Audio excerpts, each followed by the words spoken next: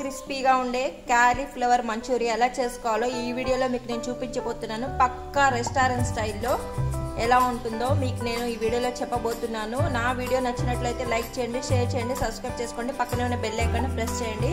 పక్కా కొలతలతో ఇలా చేస్తే మంచూరియా సూపర్గా ఉంటుందన్నమాట. ఇక మనం వీడియోలోకి వెళ్ళిపోదాం ఎలా చేసుకోవాలో. ముందుగా కాలీఫ్లవర్ మంచూరియాకి వేడి నీళ్ళు కాచుకోవాలన్నమాట. అవి కొంచెం మరగ కాగుతున్నప్పుడు అందులో మనం ఎక్కువగా కట్ చేసుకోకూడదు, కొంచెం కట్ చేసుకున్న కాలీఫ్లవర్ ముక్కల్ని వేసుకోవాలి. ఇలా ఉన్న కాలీఫ్లవర్ని వేసుకోవాలన్నమాట. ఇవి ఎక్కువగా ఉడకకూడదు, హాఫ్ బాయిల్ అవ్వాలి. ఎక్కువగా చిదురు అయిపోతాయి, లేదంటే. కాలీఫ్లవర్ ఉడికిపోయినాయి కదా, ఇప్పుడు మనం ఈ బౌల్లో ఈ కాలీఫ్లవర్ వేసేసుకుందాము. ఇప్పుడు ఇందులో 2 స్పూన్స్ మైదా, 2 స్పూన్స్ కార్న్ఫ్లవర్ వేసేసుకుందాము. ఇప్పుడు ఇది ఎక్కువ చిదురైపోకుండా లైట్గా దీనికి పట్టేలాగా మనం కలిపేసుకోవాలి. ఎక్కువగా అయితే మళ్ళీ అవి చితికిపోతాయి అన్నమాట కాలీఫ్లవరు. సో ఇలా కొంచెం పిండి దీనికి పట్టేలాగా కలిపేసుకోవాలి. వాటర్ ఏం పోయే అవసరం లేదు, దీంట్లో ఉన్న తడి సరిపోతుంది. ఇప్పుడు బాండీ పెట్టేసుకొని మనం దాంట్లో డీప్ ఫ్రైకి సరిపడా ఆయిల్ వేసేసుకుందాము.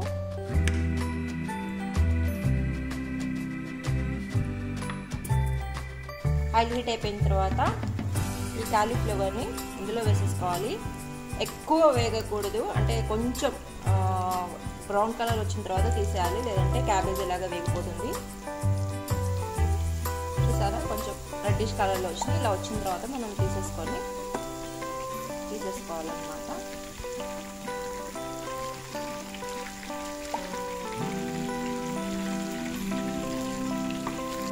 డీప్ ఫ్రై చేసుకున్న వాటిని ఒక బాండీ పెట్టేసుకొని దాంట్లో కొంచెం ఆయిల్ వేసేసి సన్నగా తరిగిన ఆనియన్స్, పచ్చిమిర్చి, వెల్లుల్లి, అల్లం ముక్కలు, సోయా సాస్,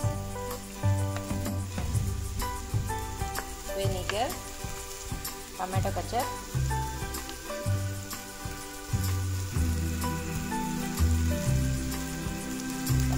వేసుకున్నాము. రెడ్ చిల్లీ ఫ్లేక్స్ వేసుకున్నాము. ఇప్పుడు ఇందులో మనం ముందుగా వేయించి పెట్టుకున్న కాలీఫ్లవర్ పీసెస్ని వేసేసుకోవాలి.